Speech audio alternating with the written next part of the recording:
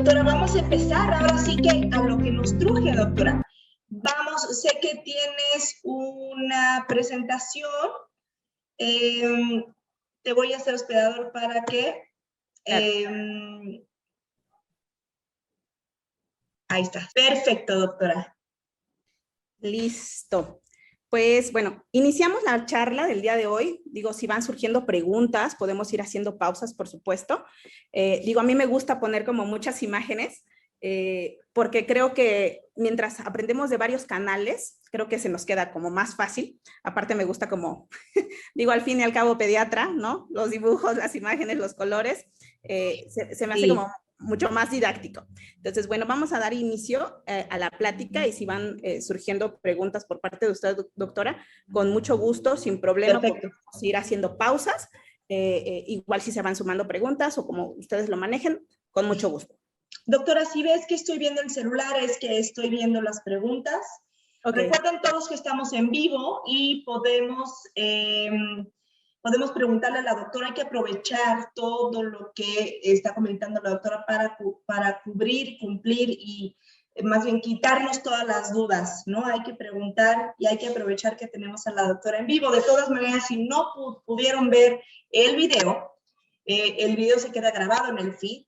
Y posteriormente les vamos a pasar a la doctora todas las preguntas que tengan en dado caso que no puedan estar en la grabación, en la presentación.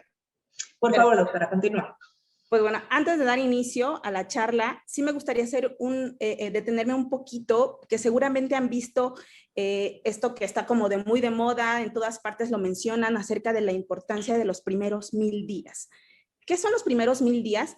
Prácticamente los primeros 1000 días son desde el día 0, o sea, desde que el óvulo y el espermatozoide se unen para crear un nuevo ser humano, hasta que se cumplen los primeros 24 meses, es decir, los primeros 2 años. Y es un periodo de suma importancia, tanto para crecimiento, desarrollo, que bueno, hablando en términos de crecimiento es el sumar masa corporal o masa, número de células, por así decirlo, y desarrollo es el perfeccionamiento de las funciones de esas células. Desde el día 0, pues empieza un crecimiento acelerado en todos los procesos del desarrollo de este niño y el crecimiento, que bueno, que va en estos primeros 24 meses, pues bueno, va a ser así exponencial, ¿no? O sea, de tener una célula a convertirse a millones y millones de células que van a andar corriendo, subiendo, bajando, comiendo a los 2 años y hablando, ¿no? Es una etapa de muchísimo desarrollo y bueno, la importancia de estos primeros 1000 días es porque desde antes de la concepción, incluso la información genética que los papás traigan, el hecho de que papá sea diabético, la mamá hipertensa o con alguna otra enfermedad, pues nos condicionan ese pequeñito a un riesgo mucho mayor de presentar alguna enfermedad a posterior, ¿no? Entonces, desde que se une el óvulo y el espermatozoide, está esa información genética y va a depender incluso de la alimentación de la mamá para que ese niño que está en crecimiento, pues bueno, pueda o no desarrollar una enfermedad más adelante. Así tenemos el desarrollo embrionario, posterior pasa al desarrollo fetal, a un recién nacido que ya es un ser que está expuesto prácticamente a este mundo salvaje al que venimos, ¿no? Con todos sus riesgos. Y posteriormente este niño que sale muy inmaduro en prácticamente todos los aspectos del desarrollo, inmaduro a nivel neurológico, que es el más evidente. A mí me gusta hacer como la comparación o la analogía pues no somos como los caballitos, ¿no? Que los caballitos generalmente nacen y pues dan unas cuantas zancadas y se echan a correr. No, nosotros los seres humanos pues prácticamente nacemos a la buena de Dios, a que mamá me cargue, a que mamá me alimente, a que mamá me provea, o mamá o papá, ¿no? Digo, no quiero generalizar en términos de mamá, pero somos seres completamente indefensos, no nacemos como otras especies. Claro, que el cuidador primario, dependemos absolutamente del cuidador primario, ¿no? De alguien que nos esté brindando absolutamente todo. Por supuesto, entonces somos indefensos ante este mundo, ¿no? Y bueno, viene la etapa de los primeros 6 meses en que prácticamente nos alimentamos ya sea de leche de mamá o leche de fórmula, pero al final de cuentas somos mamíferos, nos alimentamos de leche. Y a los 6 meses aproximadamente iniciamos los primeros alimentos que bueno, nos abren también un mundo. Cuando el niño conoce los primeros alimentos, se le abren así como el mundo a sus pies, ¿no? De aquí para el real, yo siempre les platico a los papás, pues bueno, no vamos a dejar de comer hasta que nos moramos, prácticamente, ¿no? Entonces, tenemos toda una vida para comer. A partir de ese momento, pues se abren un montón de posibilidades y el niño empieza a descubrir mucho más el mundo. Al año, pues ya tenemos a un niño que ya camina, ya empieza a dar primeros pasitos, ya primeras palabras, ya se comunica con nosotros, ¿no? Ya no es como el bebé, híjole, que llora y que no sé qué me quiere decir mi bebé. Ya nos logramos comunicar más con nuestro bebé. Y bueno, al año pues ya tenemos a un niño que ya empieza incluso a hacer a veces trazos, ¿no?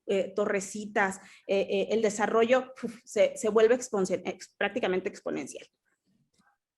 Bueno, estos primeros 1000 días, la importancia de conocerlos es porque realmente es una oportunidad única para que podamos conservar la salud de ese pequeño a corto, mediano y largo plazo, ¿no? No solamente lo que le dé de comer ahorita va a influir en su ahorita, sino en el mañana.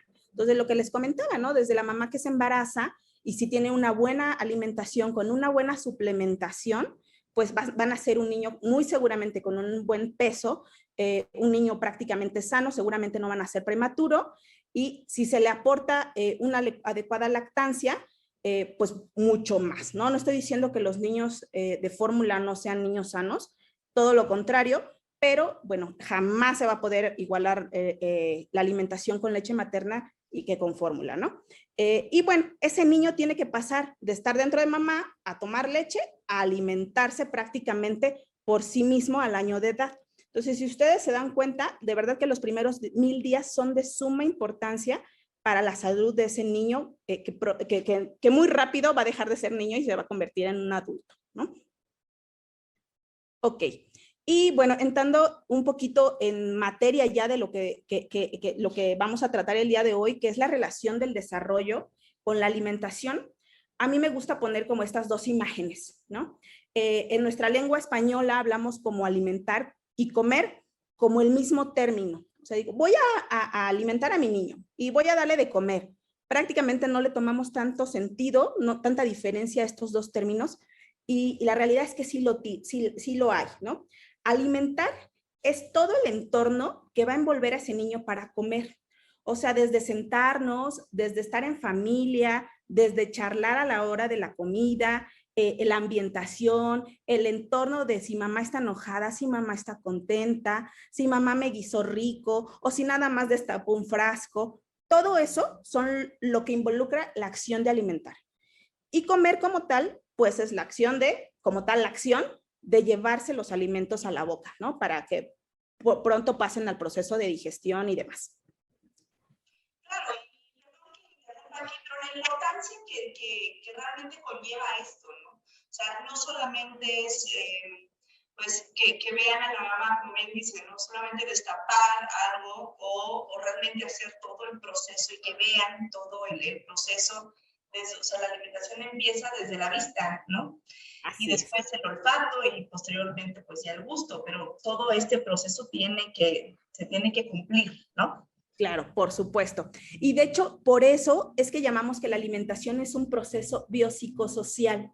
O sea, tiene que estar todo en perfecta armonía. El niño tiene que tener un buen desarrollo, un buen crecimiento, un momento en el que yo pueda iniciar la alimentación, pero no solamente lo físico, sino también lo psicológico y lo social. Si en algún momento alguno de estas tres esferas que involucran el aprendizaje de alimentación se ve como quebrado o alterado, pues incluso puede ser una causa de algún trastorno en la alimentación. Un ejemplo muy clásico es el niño que forzan a comer, ¿no? O que come en un entorno donde hay violencia, donde no aprendimos a comer en familia, no aprendimos que el momento de comer es un momento alegre. Ese niño va a crecer con la mala experiencia de comer y por supuesto que nunca va a querer sentarse a comer, ¿no? Entonces, si en alguno de estos tres pilares, digamos, lo biológico, lo psicológico y el ambiente se quiebra, puede sobrevenir un trastorno de la alimentación más adelante. Y hay es trastorno de alimentación, supongo. Sí, nada más de alimentación en la infancia, así es. Y bueno, ¿qué es la alimentación complementaria? Se estarán preguntando. Seguramente ya muchos de la audiencia tienen como alguna idea, en nuestros tiempos, ¿no? Cuando nosotros, nuestros papás, nosotros incluso iniciamos los alimentos, le llamaban ablactación. Ablactación ya es un término viejo que ya no se usa porque usa el sufijo a, que significa sin leche, sin lactar, ¿no? Cuando el principal alimento durante prácticamente todo el primer año es la leche. Pero a partir de los 4, 5, 6 meses que empezamos a meter alimentos sólidos distintos a la leche, pues ellos van a venir a complementar a esa leche. Por eso es que el término se cambió de ablactación a alimentación complementaria. Ablactación ya es un término prácticamente en desuso. Si lo han escuchado, pues ya le falta actualización, ¿no? Claro, si su pediatra sigue hablando de ablactación, ya le falta estudiar. Así es. Ok. ¿Y cuándo es que empieza la alimentación complementaria? Todos nos imaginamos en nuestra cabeza, pues cuando le doy la papilla. Y en realidad, sí y no. Porque a veces cuando hacemos, señora, ¿cuándo empezó a darle probadas, tés, jugos, cualquier alimento diferente a la leche? Es el momento en que empezaron la alimentación complementaria. Y ojo, que muchos niños empiezan a los 3, 4 meses. Porque fulanita, porque sutanita me dijo que le podía dar té o que le podía dar juguitos. Ese momento está siendo el momento en que estamos iniciando la alimentación complementaria, aunque no hayamos iniciado las papillas. Ok, muy bien. Y pues bueno, no vamos a entrar así como en materia completamente de alimentación complementaria, pero obviamente es importante que mencionemos pues cuáles son las técnicas que más se ocupan actualmente. Por supuesto que las papillas es en la que prácticamente todos nosotros aprendimos, ¿no? Nuestros papás, nuestros abuelitos y muchísimas generaciones. Y es aquella técnica en la que empezamos con papillas. Y pues bueno, papillas, mucho tiempo. A veces se le preguntan a los papás si siguen a los 11 meses con papillas. Y al año a veces intentamos empezar a dar un poquito más de textura. Ese es el método tradicional, pero actualmente existen dos corrientes bastante en boga. Seguramente, por ejemplo, el BLW, que es el Baby Led Weaning, pues bueno, ahorita es como el boom, ¿no? En prácticamente todos los grupos de las mamás, ¿no? Mi hijo empezó con BLW, es lo mejor. Ahorita vamos a ver qué discrepancias pueden haber entre una y otra. Ninguna es mala, no me gusta decir que ninguna es mala, porque por supuesto que las papillas, habrá niños que por alguna condición de salud, por ejemplo, algún retraso en el desarrollo, alguna parálisis cerebral, que por supuesto no van a poder tomar trozos porque tienen problemas en la deglución o alguna condición de salud, pues para ellos el mejor método va a seguir siendo el tradicional, ¿no? Tenemos que adecuar cada método dependiendo del estado, la condición y el desarrollo de cada niño. Entonces, estas dos corrientes que ahorita somos las que estamos ocupando más, pues es el BLW, que es de sus siglas Baby Led Weaning, y es una alimentación que prácticamente está dirigida por el bebé, ¿no? Desde el momento 1, desde el día 1 que empezamos alimentos sólidos, el niño empieza a comer en trozos, tal como lo vemos en esta imagen. O sea, bastoncitos, rebanaditas, de manera que el niño pueda tomarlo y llevarlo hacia la boca. Y la cantidad que come el niño depende 100% del niño, ¿no? Así Cuando es. ya no quiere, lo quita y termina. No es acabarse la papilla, por ejemplo, ¿no? O sea, es la cantidad que requiere el bebé o bueno, claro. el niño. Claro, de hecho es una de los motivos de los defensores del Baby Led Weaning, que el niño modula la cantidad de alimentos que consume y bueno, de él va a depender si come demasiado o come poquito. Eso se supone que regula la ingesta de alimentos y pues el riesgo de obesidad, ¿no? Hay un término medio que ni es papillas hasta el año, ni es sólidos desde el día 1 y es el método Bliss, ¿no? Este método de las siglas Baby Led Introduction to Solids es una introducción progresiva de los sólidos con cambios de textura. Es una técnica que ni muy, ni tan, dijeran, va adecuándose al desarrollo del bebé. Ahorita vamos a ver un poquito porque a veces, digo, yo ocupo, por supuesto que ocupo los dos, tradicional ya no, la verdad. Pero bueno, va a depender, como lo mencioné, de acuerdo al desarrollo de cada niño, ¿no? Habrá niños que se Ahora, dejen... una pregunta. Con respecto a estos dos modelos, sí hay medicina basada en evidencias en donde sostiene que es mejor estas dos técnicas que la tradicional. Sí, sí, en cuestión de, sí, sí hay muchos estudios en relación al riesgo de obesidad, que obesidad trae de la mano a sus compañeros diabetes, hipertensión, bla, bla, bla, ¿no? Sí hay muchos estudios que el niño aprende a regular más su saciedad, ¿no? Y sobre todo en lo que más hay estudios es en la cuestión sensorial. El niño aprende a alimentarse por sí mismo y de hecho ahorita en la plática voy a mencionar cuáles son los beneficios en realidad de cualquiera de estas dos técnicas en el desarrollo del niño, sobre todo vista, tacto, gusto, equilibrio y demás sentidos que tenemos. El beneficio de estas dos técnicas, bueno, contra la de papillas, que prácticamente es una alimentación pasiva, ¿no? Mamá nos alimenta o el cuidador es el que alimenta al niño y el niño difícilmente tiene contacto con sus alimentos. ¿Vale? Ok, pues bueno, ¿cuál va a ser ahora sí, cuál va a ser la relación del desarrollo con el inicio de la alimentación complementaria? Como hemos visto, bueno, digo, como he mencionado, durante estos primeros 1000 días, pero sobre todo durante la etapa embrionaria, fetal y los primeros 6 meses, muchos de aquí somos papás y nos hemos dado cuenta cuánto crece nuestro hijo y cómo de ser un bebé que tenía unos reflejos primitivos, ¿a qué le llamamos reflejos primitivos? Aquellos reflejos como mi bebé brinca porque aplaudo, ¿no? O porque pongo la licuadora, mi bebé se asusta. Ese es un reflejo primitivo. Los reflejos nos hacen sobrevivir al medio hostil en el que llegamos, ¿no? Este bebé brinca porque está escuchando un estímulo fuerte. Mi bebé me agarra, ya me agarra porque me ama, ¿no? Reflejo de prensión. En realidad nuestro bebé no lo está haciendo porque nos quiera, todavía no, ¿no? Va a llegar el momento en que sí nos va a abrazar, pero en este momento... Claro, no hay que desanimar a las mamás, o sea, realmente después algún día llegará ese amor que tanto les damos, pero ese reflejo no es de amor. Por supuesto, entonces es un reflejo primitivo, el niño se está agarrando porque si no se cae, ¿no? Y así un montón de reflejos con los que nacemos. Y bueno, de ser ese bebé indefenso, poco a poco empieza a escuchar estímulos, empieza a mover su cabecita hacia una fuente de sonido. El desarrollo en un niño es cefalocaudal. ¿Qué quiere decir esto? Que empieza por su cabeza y se va hacia abajo, hacia los pies, ¿sale? Entonces, no podemos caminar si no sostenemos nuestro tronco.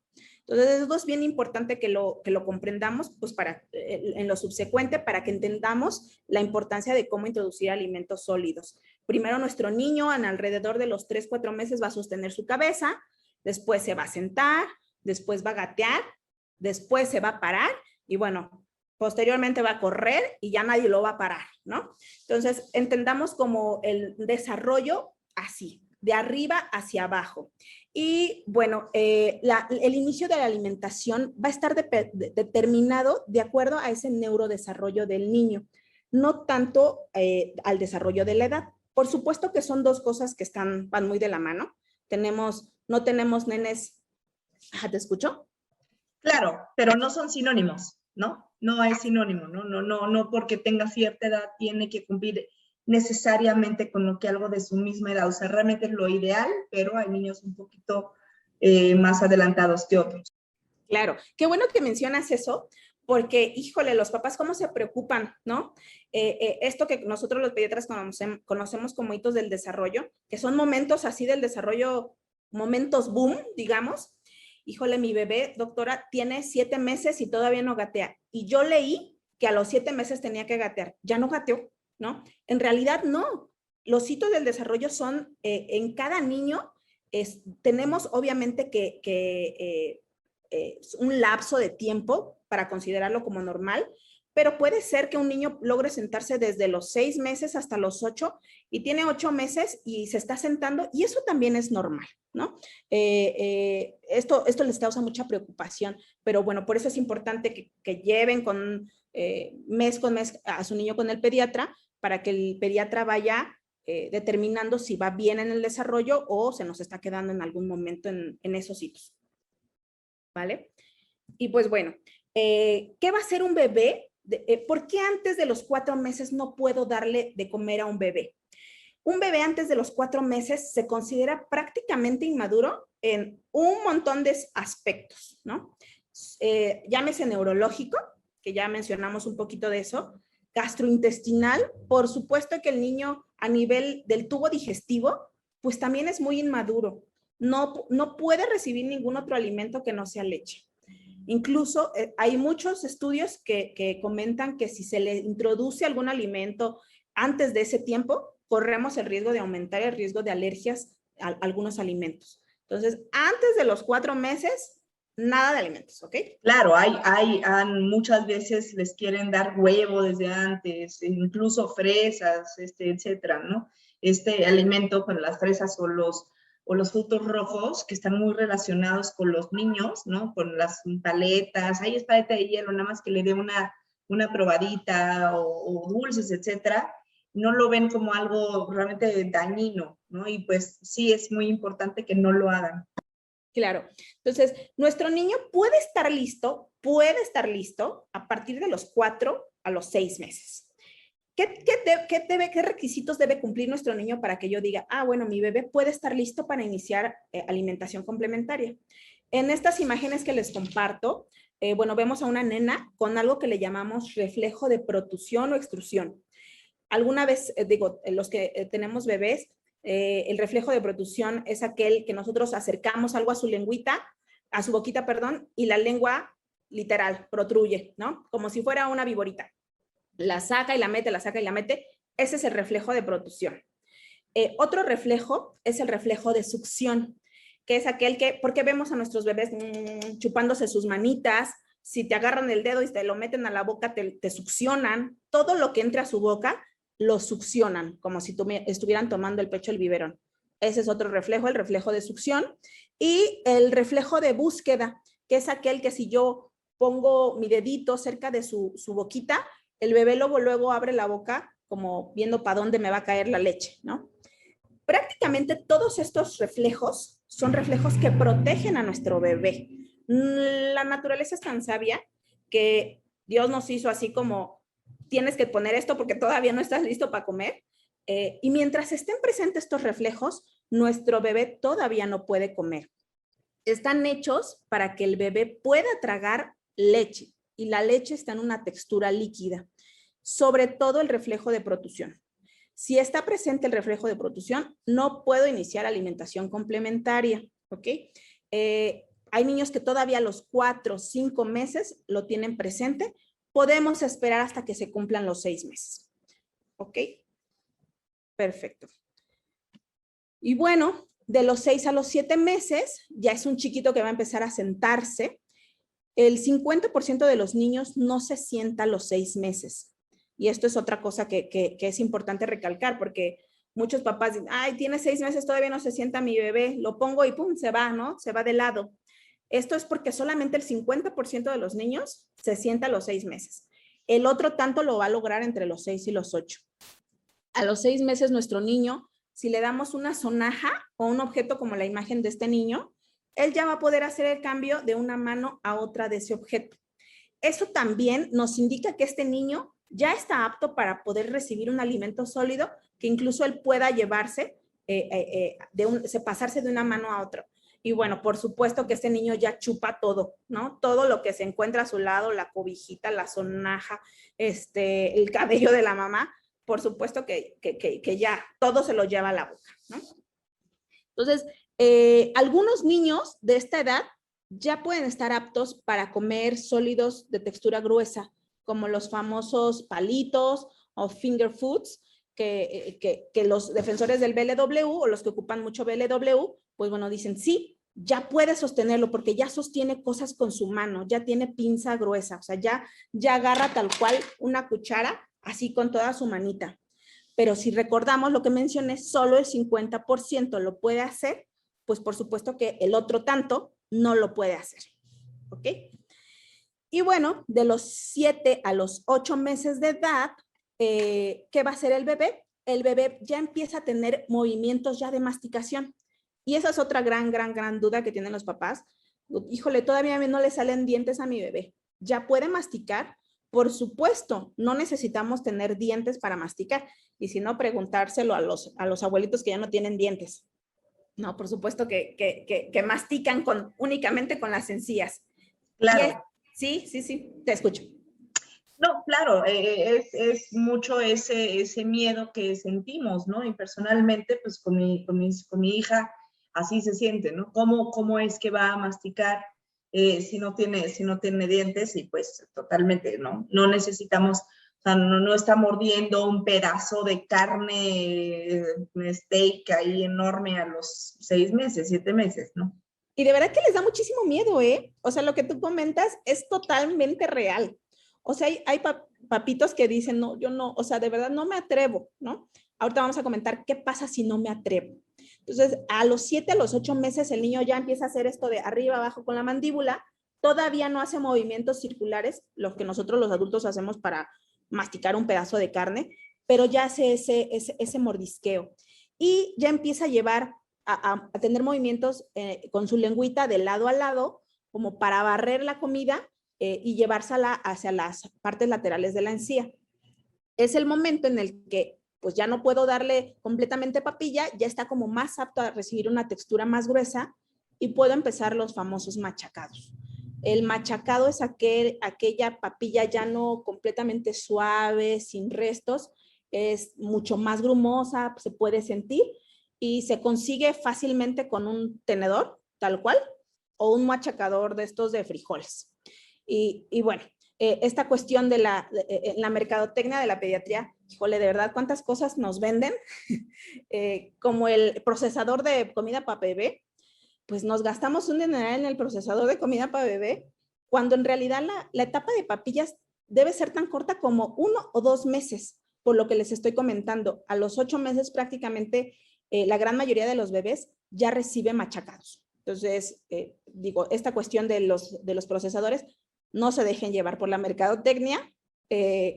Lo único que van a... Claro, es por el miedo. Justamente esto hace que los papás tengan más miedo todavía, ¿no? De, ¿no tienes la machacadora? No la tengo. Muchísimo cuidado con lo que le des, ¿no? Entonces es como este miedo colectivo que no sabemos muy bien. Entonces, hasta que no estamos con un especialista, no nos animamos. Así es, así es. Entonces, vamos a empezar con literal, con lo que ocupamos, una licuadora, un colador, un machacador de frijoles y un tenedor. Seguramente es lo único que vamos a ocupar y nuestros recipientes o nuestros platitos que vamos a ocupar, ¿no? Entonces, gastar tantísimo dinero pues, tampoco se recomienda como del todo. Y bueno, de los 9 a los 10 meses, este pequeñito ya tiene la capacidad de algo que le llamamos los pediatras prensión fina. ¿Qué es prensión fina? Empieza a ocupar sus deditos, ¿no? Esto que nos hace únicos a los seres humanos, que nos diferencia de prácticamente todas las especies, que es agarrar con 2 dedos los alimentos. Entonces, este niño de 9, 10 meses ya empieza a tener esa capacidad y es el momento en el que, por supuesto, que con muchísima seguridad ya podemos utilizar los famosos bastoncitos o finger foods, las sonrisas que son las rebanadas, porque ya tenemos con certeza que ese niño es capaz de hacer esa habilidad.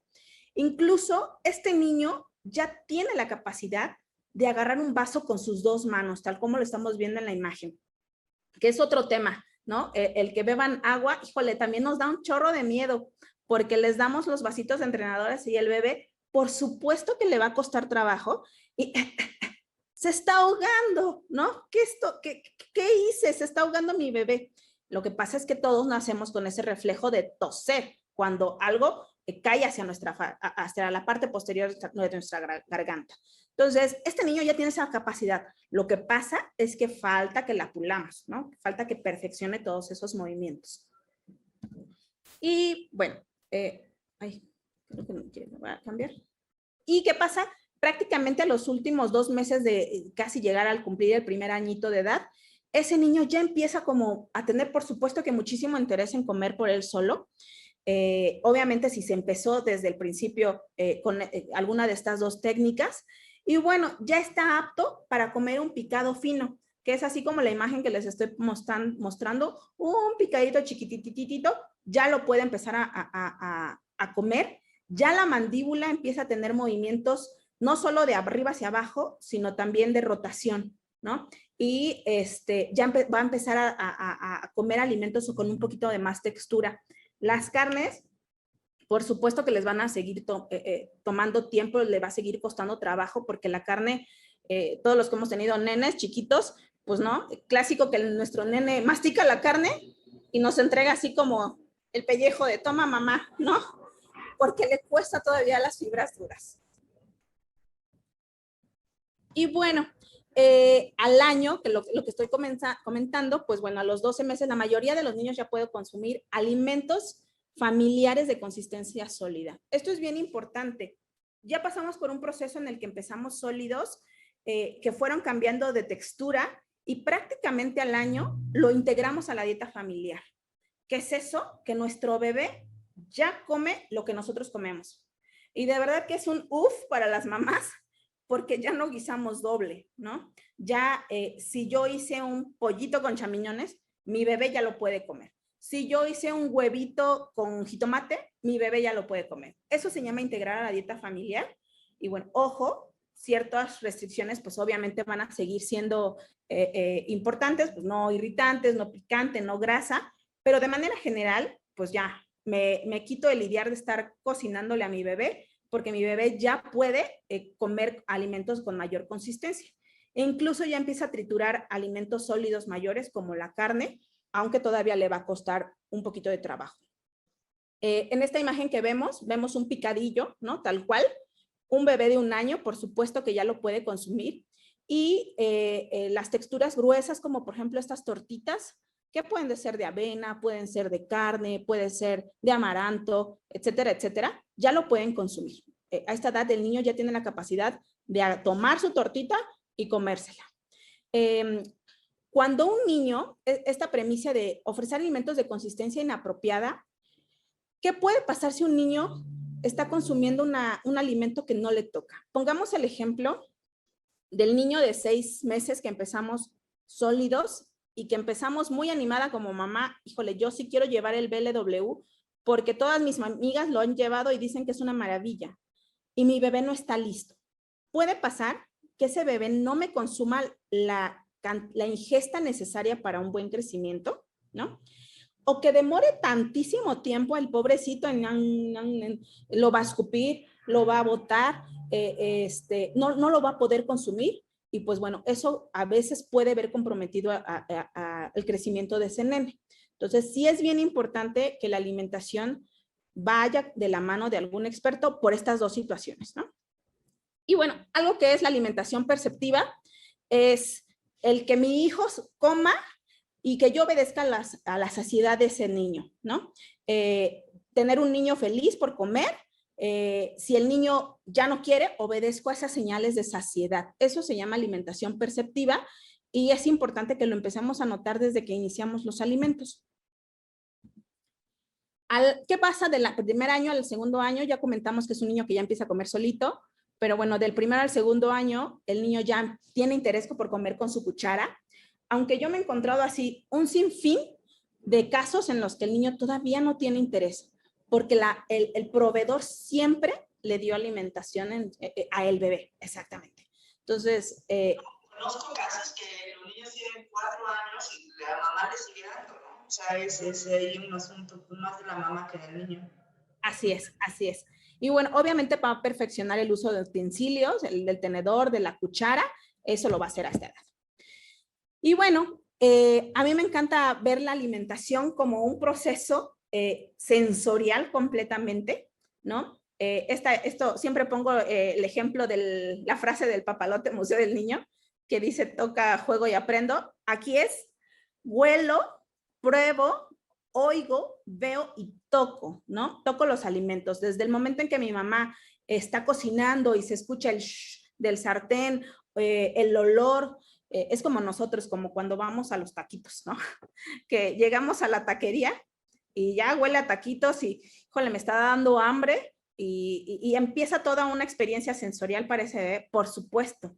En esta imagen de que vemos muy colorida, eso es lo que pretendemos actualmente con las técnicas de alimentación. Ofrecerle a un niño la alimentación balanceada, prácticamente con todos los grupos de alimento, que pruebe prácticamente de todo y que sea divertido. La hora de comer para nada debe de ser una hora fastidiosa, ¿no? Sino es una hora alegre en la que están expuestos todos nuestros sentidos para probar esa comida que nuestro cuidador le hizo al bebé. Y pues bueno, alguna de las recomendaciones a la hora de comer, bueno, como les mencioné, esta cuestión mercadotécnica de tantas recomendaciones que escuchamos luego, ¿cuál es la mejor silla? Es tan importante, como acabo de mencionarles, que el comer es una experiencia sensorial, ¿no? Desde el sentarme, eso es importante. A nosotros nos enseñaron en el kinder, creo, que teníamos 5 sentidos, ¿no? Si recordamos, es la vista, el tacto, el gusto, el oído, ¿no? Vista, tacto, gusto, oído, ¿qué otra cosa? Y el olfato, ¿no? Actualmente se sabe que tenemos 7. ¿Y cuáles son? Uno es el equilibrio y el otro es la propiocepción. Equilibrio es aquel que me da la capacidad, pues, de que estoy sentada, ¿no? Y que no me vaya. Y el otro, propiocepción, es la capacidad de nuestro cerebro para saber en qué punto estoy. Un ejemplo, si yo cierro ahorita mis ojos y digo, no me estoy viendo, pero sé cómo estoy cruzando mi pierna, sin el hecho de poder verlo, sé que estoy cruzando mi pierna porque mi cerebro ya lo reconoce. A eso le llamamos propiocepción. Entonces, en la alimentación, por supuesto que están involucrados estos 7 sentidos, ¿no?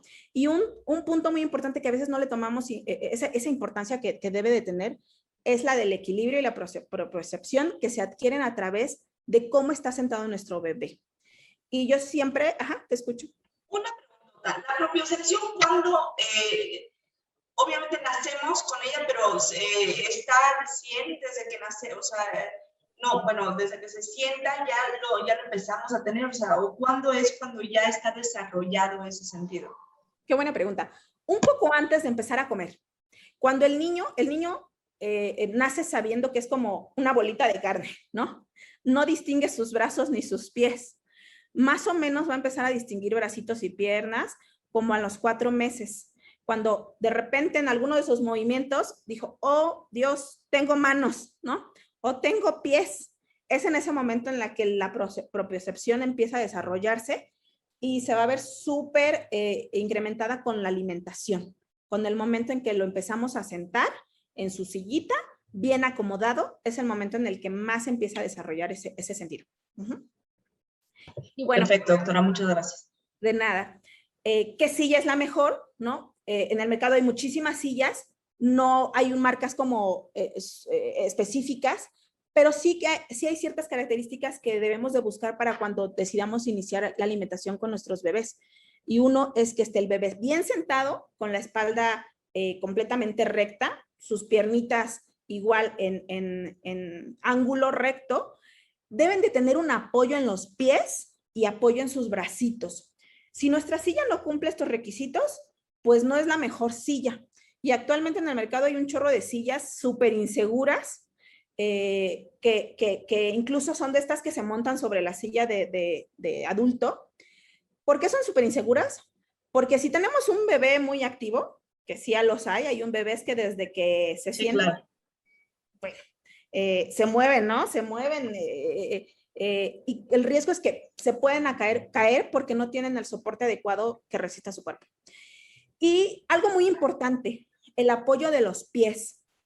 Precisamente por lo que comentaba de la propiocepción, el cerebro, un niño que está todo el tiempo como jugando en su silla, que todo el tiempo está bailando, que todo el tiempo sus piernitas están moviéndose, el cerebro, como está aprendiendo apenas a distinguir esta propiocepción y equilibrio, es probable que ese niño no coma, porque el cerebro va a estar preocupado en no caerse.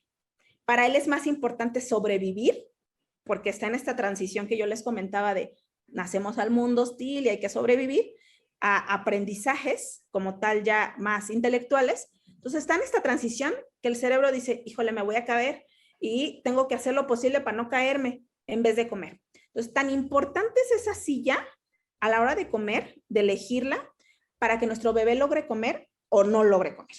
Qué ¿Okay? interesante, sinceramente no, este tema es, realmente no nos, o sea, como mamás, ¿no? O sea, yo como doctora, pues sí lo sabía, pero el 98% de las mamás no lo saben, ¿no? O sea, es muy importante este boom que hubo de sillas, ¿no? De que se ponen en la silla y dicen, perfecto, ya no tengo que tener la sillota al lado de mí, y entonces, pues esto es muy, muy interesante, sinceramente es algo que no nos dicen, ¿no? Claro, incluso, bueno, ¿cuántas mamás que, ay, yo no me voy a ahorrar la silla porque no le veo tanto caso, para fin y al cabo un rato va a estar con esa silla y le doy de comer en mis piernas, ¿no? Híjole, la verdad es que desde el momento uno que empezamos con nuestro niño, siempre la recomendación es que coman en su silla, en su lugar, que reconozcan un lugar en donde deben de sentarse, porque si no, entonces, eso es un hábito, ¿no? Los hábitos se forman desde los 6 meses. Y un niño que no coma de esa manera, vamos a tener un niño preescolar que ande, ¿no? Una vez me tocó en un hotel ver a un niño literal que le iba a la mamá a dar de comer en la alberca. Por supuesto que ese niño no tuvo el hábito de sentarse a comer, ¿no? Entonces, desde los 6 meses se forma el hábito de sentarnos a comer y ver la alimentación como un momento social incluso. Y bueno, mencionarles un poco de los instrumentos que ocupamos para comer, pues igual hay un sinfín de instrumentos con los que podemos, que si la cucharita, que si tiene esto, que si tiene aquello.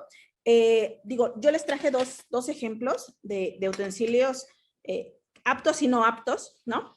La mayoría de las cucharas que tenemos en el mercado son de este tipo, ¿no? De un plástico suave, bastante seguro, con una poca curvatura. Es un utensilio, una cuchara con la que podemos empezar, pero por supuesto que en el mercado también encontramos cosas totalmente así, ¿no?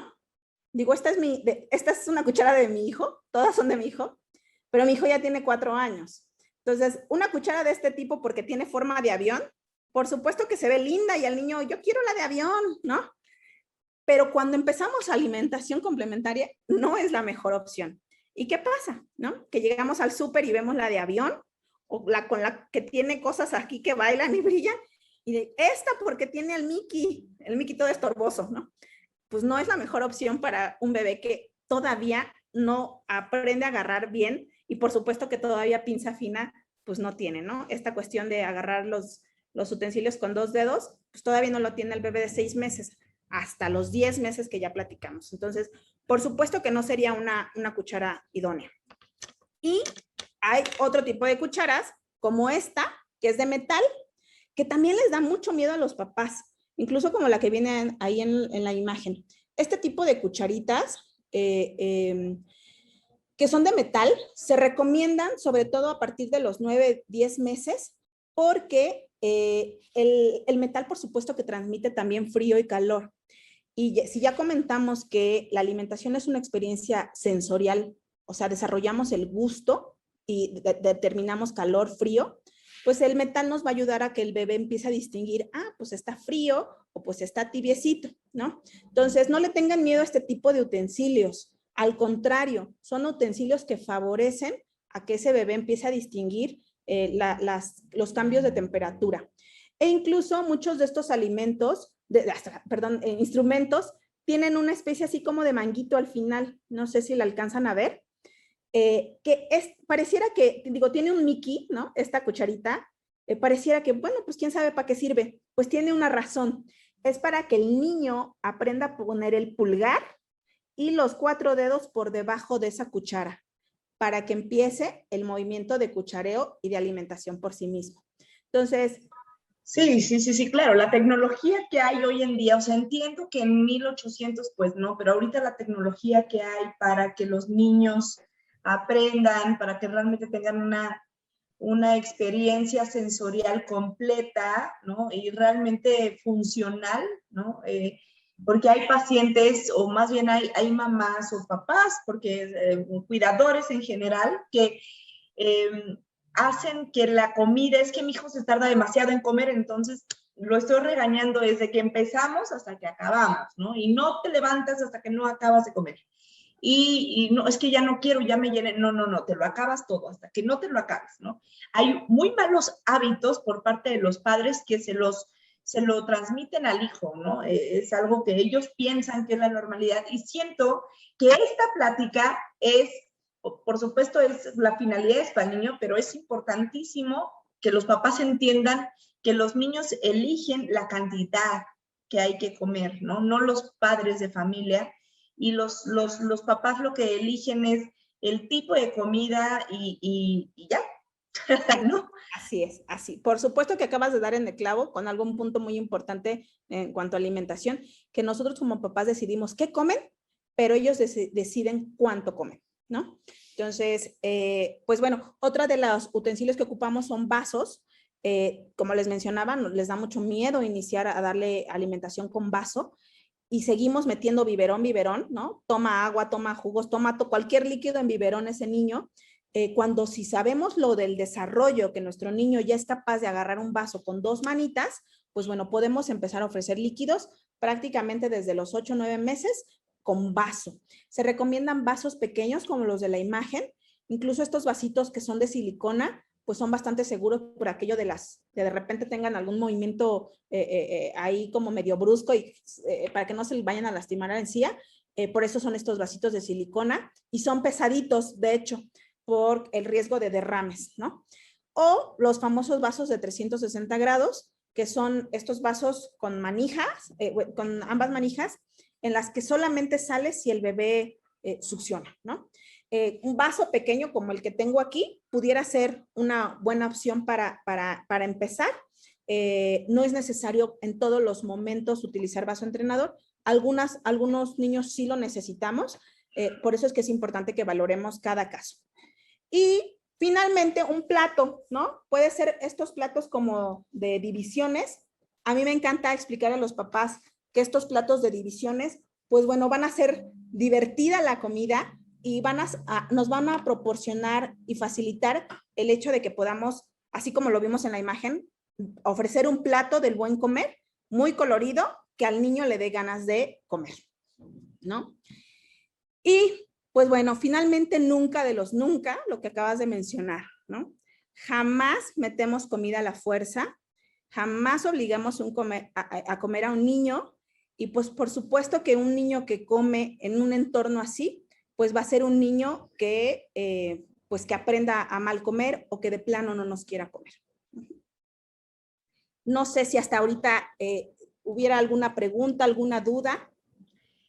Pues realmente veo que ha habido mucha gente, ¿no? Que se ha metido, lo ha visto, y no han hecho preguntas. Me parece que es una presentación que genera mucha duda y mucha curiosidad, ¿no? Porque hay muchas personas que han entrado. Yo tengo varias preguntas y les digo a todos los que nos están escuchando que si no pueden verlo y siempre me lo dicen, si no lo pueden ver, se va a quedar en el feed, lo pueden contestar y yo se lo hago ver a la doctora, se lo escribo a la doctora. La primera es, ¿cuál sería el signo de alerta, doctora, o alarma para saber que ese tipo de alimentación que le estoy dando no es la correcta? Si existe algún tipo de indicación específica para los diferentes tipos de alimentación. Y por último sería si se pueden mezclar ambas, bueno, o los tres tipos, ¿no? La tradicional, y las Bliss y el LWD, LW. Así es. Bueno, un indicio de que no estamos haciendo la técnica correcta es precisamente que el niño incluso empieza a rechazar los alimentos, ¿no? Hay niños que no les gusta la cuchara, no la ven y se la avientan a la mamá. Pero si tú se lo sirves en su charolita el alimento y el niño lo toca, así sí se lo come. Entonces es bien importante que indaguemos con la mamá cómo lo acepta de mejor manera el bebé, ¿no? Puede ser que ese bebé le guste alimentarse por sí solo, no le guste la cuchara, jamás le guste, puede ser. Otra es que el niño de plano rechace el alimento o bien me lo escupa. Es una forma en la que me puedo dar cuenta que ese niño tal vez no está siendo apto para esa textura que estamos eligiendo. Ok. ¿Ok? Y contestando a tu pregunta, pues Bliss, que es en lo particular una técnica que yo prefiero, obviamente siempre reviso a mi bebé antes de empezar alimentación. Bliss es una técnica bastante segura porque es la que combina las dos, ¿no?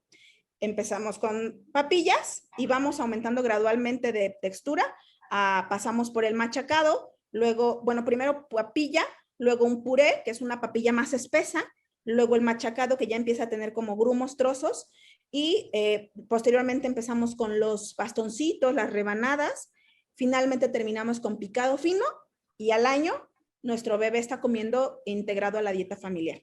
Entonces, Bliss es una técnica que combina tanto el BLW como la tradicional. Perfecto. Sí, sinceramente, por ejemplo, a mí sí me dieron la parte de ablactación y la parte de, pues la parte tradicional.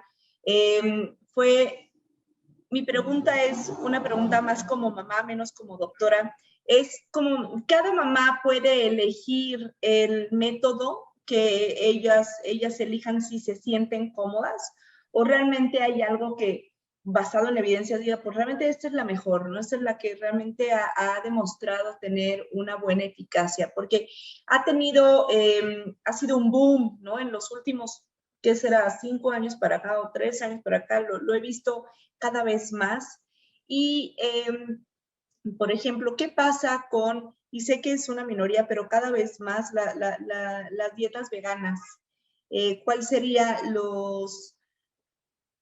pues la sustitución y realmente si les funciona a los bebés o qué pasa con las dietas veganas, ¿no? Porque cada vez veo más padres de familia con este tipo de alimentación. Muy buena pregunta. La realidad es que la gran mayoría de los pediatras no somos pro veganismo en los niños. Los niños están en constante desarrollo y constante crecimiento. O sea, somos seres omnívoros, requerimos carne, requerimos semillas, requerimos vegetales, requerimos frutas para nuestro buen desarrollo y buen crecimiento. Nuestras células lo necesitan, sobre todo tratándose del hierro, que bueno, los defensores del veganismo defienden esta cuestión de si puedo obtener el hierro a través de las plantas, ¿no? O de algunas semillas como los frijoles. Por supuesto que sí podemos obtener hierro, pero no va a ser la misma cantidad de absorción. Existe un término en nutrición que se llama biodisponibilidad, que es ese hierro que se obtiene se vaya hasta nuestras células rojas. Ese hierro que obtenemos a través de las semillas no tiene la misma biodisponibilidad que el hierro de la carne. Entonces, por eso es que la mayoría de los pediatras, pues no estamos muy a favor del veganismo, sobre todo en los primeros 1000 días, ¿no? En los primeros 2 años, no. Posteriormente, cuando son más grandes, pudiera ser una opción siempre bajo supervisión pediátrica y de un nutriólogo. Muchas gracias. La verdad es que yo, pues hasta me trabo, porque cuando tuve a un paciente que era la mamá y el papá eran veganos y no querían ni siquiera darle lactancia materna, ¿no? Entonces, pues bueno, fue todo un tema y acababan por no darle, fue todo un tema. Hay una pregunta, doctora, dice, mi bebé de 19 meses ya come la dieta familiar, pero hay veces que me rechaza la comida que le doy. ¿Tengo que tener alternativas para darle o espero que coma lo que le doy? Pasa algo muy importante entre el primero y el segundo año, que es un rechazo a los alimentos. Casi todos los niños pasan por esa etapa. Y esto, más que por, tal vez estoy eligiendo mal el alimento, que a veces como mamá y chino, tal vez no estoy eligiendo bien el alimento tal cual como lo dice la pregunta, más bien es parte normal del desarrollo. Tiene que ver porque el niño entre el primero y el segundo año ya no crece a pasos agigantados en cuanto a aumento de talla y de peso, ya la velocidad de crecimiento se estabiliza, o sea, sí siguen creciendo, pero ya no como los primeros 3, 4 meses, que si se recuerdan, nuestro niño, bueno, de un mes al otro con el pediatra aumentaba 1 kilo, ¿no? Ya no, Claro. ya no, ya es mucho más lento y eso mismo hace que el mismo niño regule la cantidad de alimentos que está consumiendo. Entonces, a veces podemos notar días en los que comen súper bien y días en los que pues no, le estuve ahí como insistiendo y no quiso. Él solito está regulando la cantidad de alimentos porque esa velocidad ya se estabilizó. Ahora, eso es lo normal, ¿no? ¿Qué sería lo normal? Que de plano nuestro hijo no quiera comer, o sea, de 7 días de la semana no me come 5, ¿no? Y que se vuelva selectivo. O sea, si nuestro hijo comió muy bien, sigue comiendo de todo y demás, días sí, días no, eso es normal. Pero si nuestro niño de comer un grupo vasto de alimentos solamente me come 2 cosas, eso ya no es lo normal. Eso Claro. ya puede ser un trastorno de la alimentación. Qué importante. Los trastornos de la alimentación en niños, ¿cuál sería el tratamiento? ¿Cómo lo tratan? ¿Lo tratan con un psiquiatra o con un... ¿con quién van, doctora? Es multidisciplinario, ¿no? O sea, entra el pediatra que cuida el crecimiento y desarrollo de ese niño, entra un nutriólogo pediatra, entra un psiquiatra, un terapeuta de la alimentación, incluso ya lo hay, psicólogos que hacen como estudios en alimentación y en terapias de integración sensorial. ¿Qué es eso? ¿No? Otra vez que nuestro niño aprenda con sus 7 sentidos, otra vez a conocer los alimentos. Entonces, es multidisciplinario. Realmente una persona que lo pueda tratar, no se requieren de más especialistas. Perfecto, doctora. Básicamente, me parece que nos agradecen la plática, dicen muy buena plática, felicidades, otra vez muy buena charla, gracias por la información, nos agradecen la plática, pues realmente a mí nada, ¿no? Gracias a la doctora, ella es la especialista, ella es la que nos está dando su tiempo. Recuerden todos que se va a quedar grabada, ya sé que lo he dicho muchas veces, pero es importante para todas las que después me preguntan, entonces aquí estamos para servirles. Y quiero agradecerte, doctora, por este tiempo. Me parece que fue una charla, una plática, una exposición, una presentación increíble, muy interesante. Es algo que normalmente no se refleja, no se permea porque no es comercial tanto. Entonces, estamos muy acostumbradas a que la vecina, la amiga, la mamá nos digan qué hacer como mamá, sino realmente un profesional de la salud. Y justamente para eso se creó Connecting Patients, para que las recomendaciones de boca en boca disminuyan hasta que se eviten y realmente vayamos con los profesionales de la salud de cada ámbito, ¿no? Y sin duda alguna, ¿no? La parte de la alimentación en los niños es básica y nadie realmente nos orienta, aunque vayamos con el pediatra, si el pediatra o no le creemos, ¿no? Es que hay que empezar con la lactación a los 6 meses, y hay mamás que le quieren dar a los 3 meses a fuerza allá de comer, ¿no? Entonces cambian de pediatra o de plano, dejan de ir con el pediatra y ellas deciden cuáles son cuál es realmente lo mejor para el bebé y pues resulta que no. Entonces les pido a todos que acudan con el especialista desde que nace el bebé, ¿no?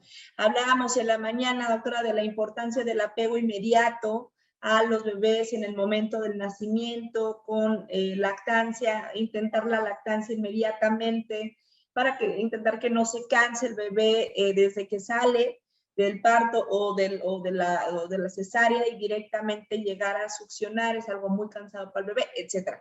Tiene muchas aristas la parte de la alimentación del bebé. Es un tema, es algo que no podemos nosotros decidir. Necesitamos un profesional que nos diga la importancia de la lactancia materna, la importancia de pues ya no le voy a decir lactación, la importancia de la alimentación complementaria. Y pues muchas gracias, doctora, muchas gracias por Gracias a abrirnos los ustedes. ojos. Ay, Y muchísimas gracias por la invitación. Cuando gusten. Y recuerden, si quieren consulta con la doctora Marisol, aquí estoy yo para conectarlos, para platicarles sobre todo lo que la doctora Marisol nos puede ayudar. Recuerden también que el mejor doctor es aquel que se acopla a sus necesidades. No necesariamente tiene que ser el doctor de mi hermana, de mi vecina, de mi amiga, de mi amigo, de mi papá, de quien sea, ¿no? Es básicamente quien se acopla a sus necesidades. Y si quieren una consulta con la doctora Marisol, aquí estoy para conectarlos. Por favor, déjenme asesorarlos, orientarlos y guiarlos en este proceso de decisión de su mejor doctor.